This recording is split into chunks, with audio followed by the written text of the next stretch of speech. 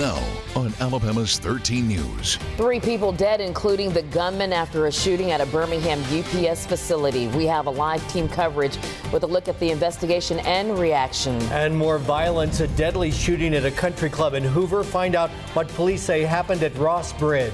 Plus, the United States takes to the air to fight militants in Syria, but ISIS is not the only target.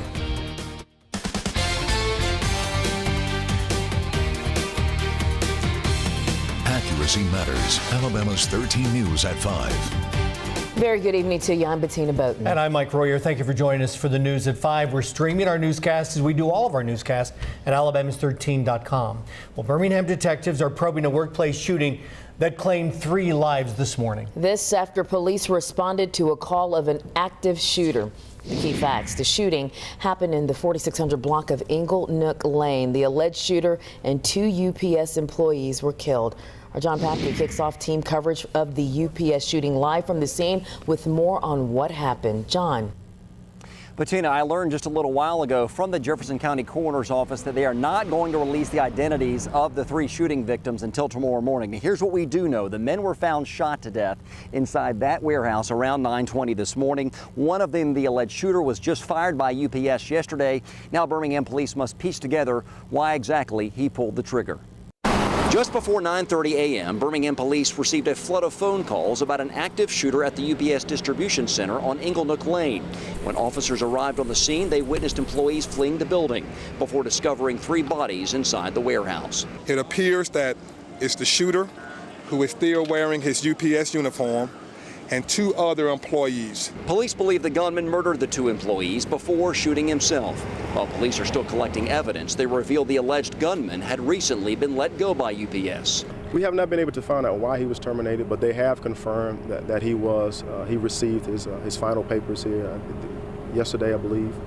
And so actually today, he was not expected to report to work because he was no longer employed here. When asked if all security protocols had been followed before the shooting, a UPS spokesperson pointed out there is a security fence and on-site security officers, but the shooter was able to bypass both. Unfortunately, this individual entered through a door that is not typically used for the general public and did so in their own personal vehicle at a speed that precluded normal security officers from being able to stop the individual. Police say the 2 other victims were both supervisors and the gunman's only targets. Now, the good news, no one else was hurt during this morning's shootings. Birmingham police are still trying to figure out the exact motive in the case. Reporting live in Birmingham, John Papke, Alabama's 13 News. John, thanks. UPS did release a statement following the shooting. Here's what it says in part, and we're quoting their statement. The safety of our employees is our primary focus, and UPS is cooperating fully with law enforcement. Our focus now is on assisting the families of the victims as well as the employees who work in this facility.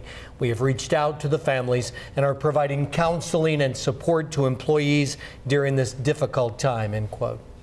The investigation into the shooting shifted in part from Birmingham to St. Clair County. Sarah Killian continues our team coverage this afternoon with more from St. Clair County, where police searched a home. The investigation into this shooting has brought investigators to parts of Jefferson and St. Clair counties. Now, starting off, an important part was to talk to the people who witnessed this crime. Now, sometime around 10 a.m. this morning, we saw a white school bus arrive on the scene. Shortly after it left, they were transporting witnesses to the Boutwell Auditorium. There, investigators with the Birmingham Police Department talked to these people about what they knew. They blocked off Reverend Abraham Woods Boulevard in front of the Boutwell there. Crews from the Red Cross were also there assisting with these witnesses.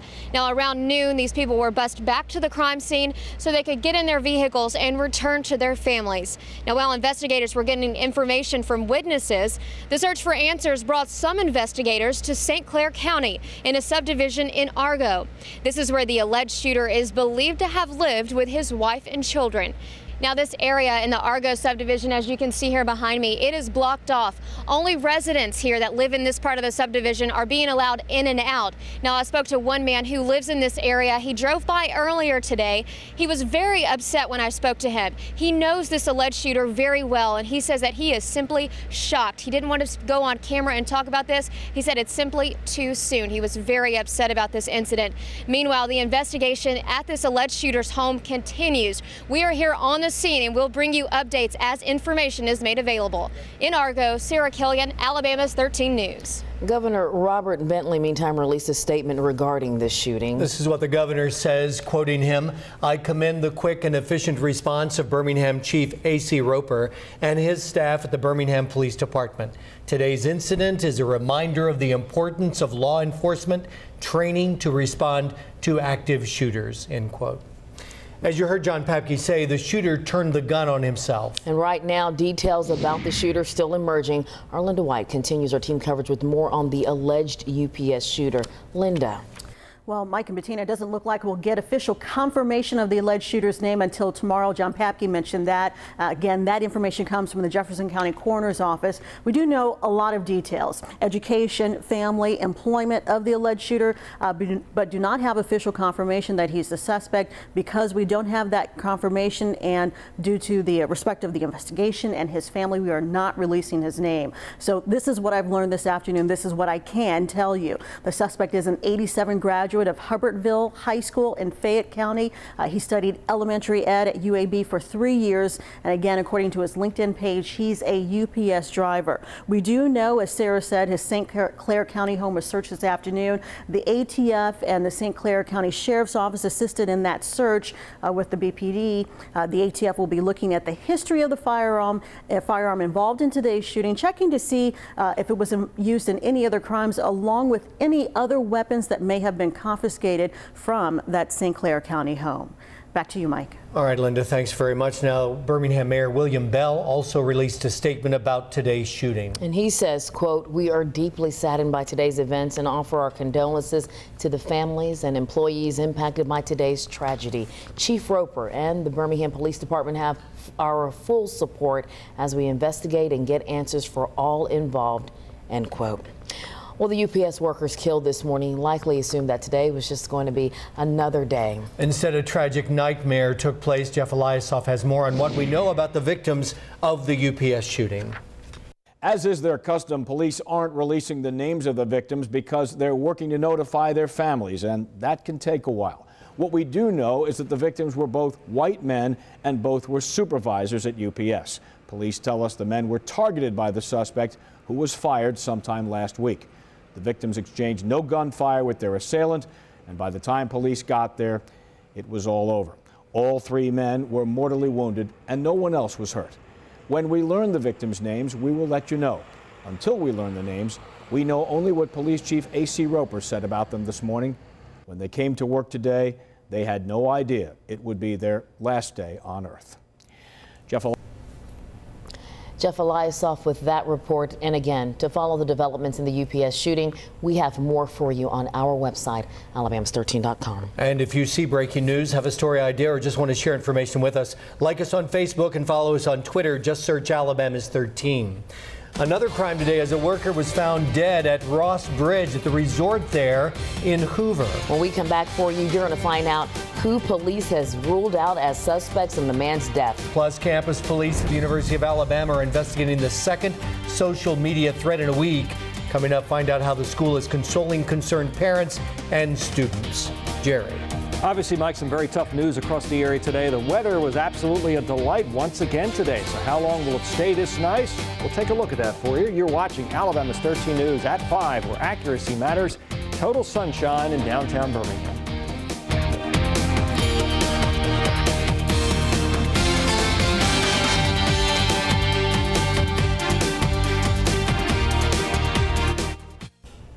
Before we move on with other news of the day, breaking news this afternoon, the Associated Press is confirming the name of the alleged shooter at the UPS shooting today. A law enforcement official speaking on the condition of anonymity because the official is not authorized to release the information, has identified the shooter as Joe Tesney. We gave you a good bit of information about him through our phone calls and investigation during the day today. We'll have much more on this story on all of our newscasts tonight. Now, turning to another tragic story today, and a quick correction. I earlier said this shooting happened at a country club in Hoover. Of course, it is not a country club. It happened at Ross Bridge Resort, which is a very nice resort hotel open to everyone. But a contract worker was killed there today. It happened at Renaissance Ross Bridge Resort and Spa. Someone found the body of a contract janitorial worker, and police say the body was inside an employee-only corridor that connects the kitchen to the loading dock at the hotel. Investigators say the man was shot at least once. He was part of a crew that came in late at night for cleaning purposes. His co-workers have been ruled out as suspects. However, we do not believe the victim was the victim of a robbery. We don't believe it was a random act. In all likelihood, the victim probably knew the assailant. Police will not identify the victim until they've notified family. The man worked for Atlanta-based HSS Hospitality Staffing Solutions. This is Hoover's second murder of the year. The University of Alabama students remain on edge this afternoon after a second threatening message was posted on social media. This is the latest out of Tuscaloosa for you this afternoon. A post was made on YouTube on Sunday that sparked a lockdown in search of the Tutwiler female freshman dorm. Nothing was found. Well, yesterday, another message was posted under a similar name as Sunday night's message. UA faculty and police met with students and parents about their safety concerns today. Until they can diminish the fear and the anxiety that these poor kids are going through, I don't know what else to do. The university is encouraging students to use the UA Counseling Center. The center may be reached at the phone number right there on the bottom of your screen, or I should say rather 205-348-3863.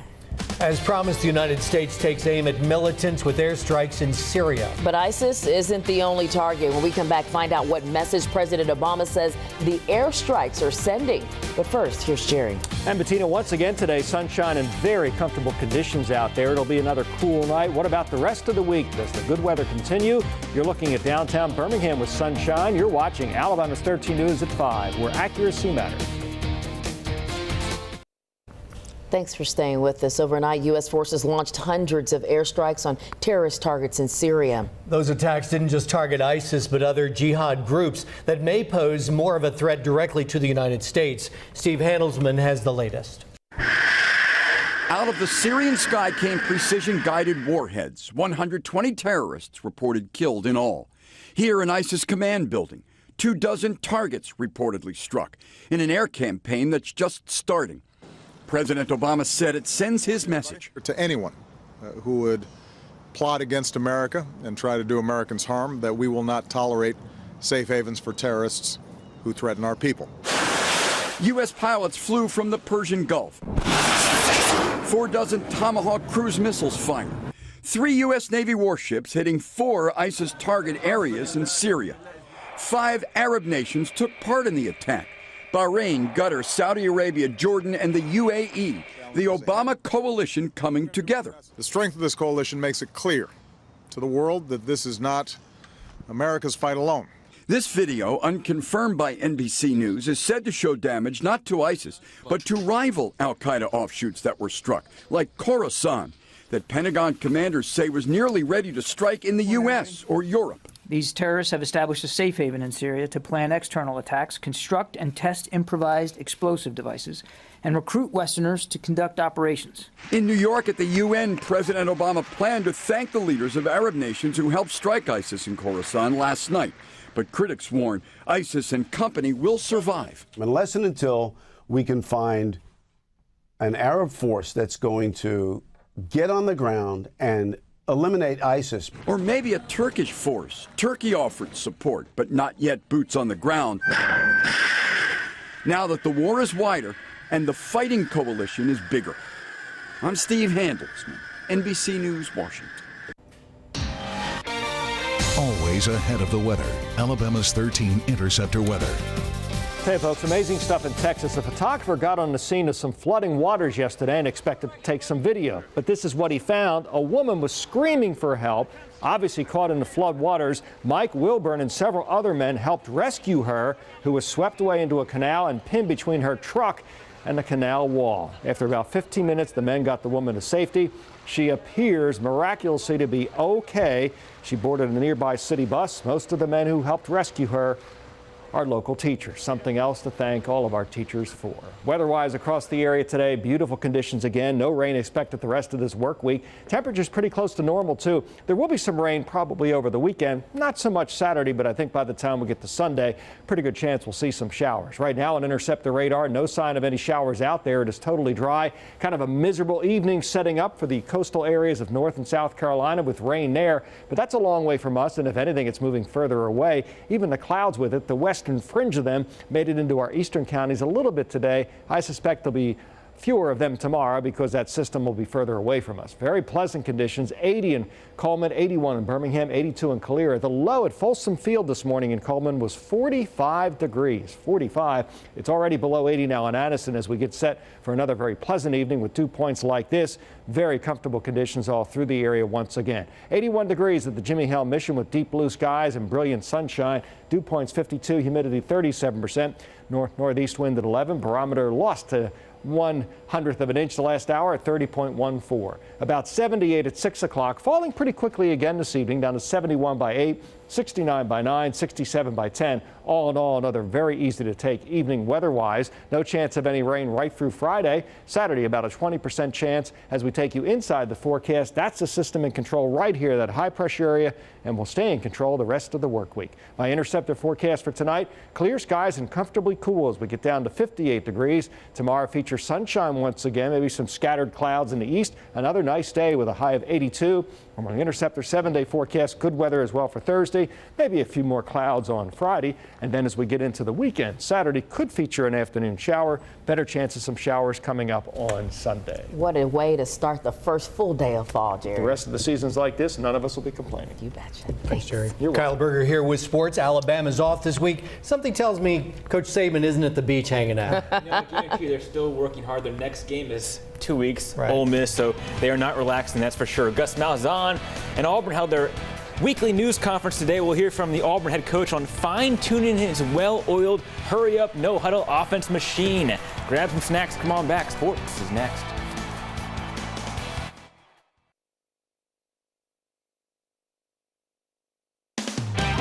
Now, Alabama's 13 sports. Auburn safety Jermaine Whitehead is still in the Gus Malzahn doghouse. The senior will miss his second straight game and will not be allowed on the sideline Saturday. Whitehead got into a verbal altercation with an assistant coach last week. The fifth-ranked Auburn Tigers are coming off last Thursday's 20-14 win at Kansas State.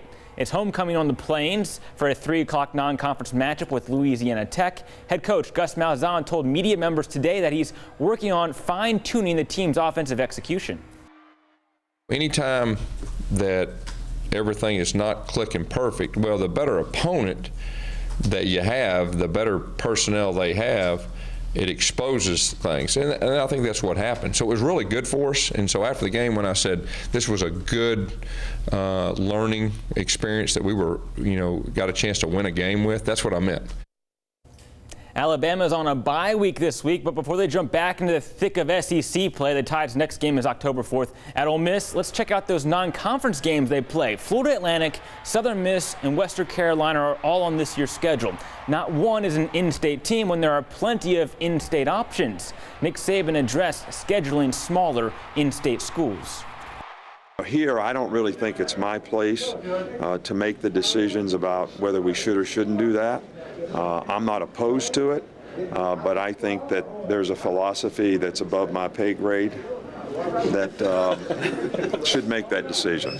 All right, so, and I'm fine with it however they decide that they need to do it relative to what's best for, the University of Alabama and the other schools in the state. What's that, $7 million a year you get? UAB opens Conference USA play this Saturday when they host Florida International at Legion Field. The Blazers listed as a 2-touchdown favorite. Defensive back Jordan Petty says the team is approaching conference play much differently than non-conference play. Because it's more serious, you know, as long as like you win or you lose, as far as you want to get to the conference championship. So we see it as a playoff game, just like high school. It's one and done. That's our mentality, especially as a defense. So it is a little bit more amped up. And we'll have your final look at weather when Alabama's 13 News at 5 comes back.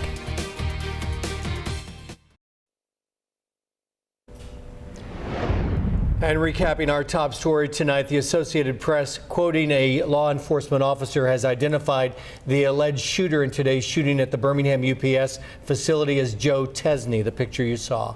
3 people are dead, including the shooter himself, who appears to have shot himself. Police say he had recently been terminated from his job. Police say the other 2 victims may have been supervisors at UPS. Another easy to take evening weather-wise across the area. Temperatures falling through the 70s down into the 60s by around 9 o'clock. All right, Jerry. Thanks for watching our newscast. Nightly News is next. Back with much more at 6 o'clock. And of course, you can stay up to date on all of our developing stories today on our website, alabamas13.com. We'll see you in a bit.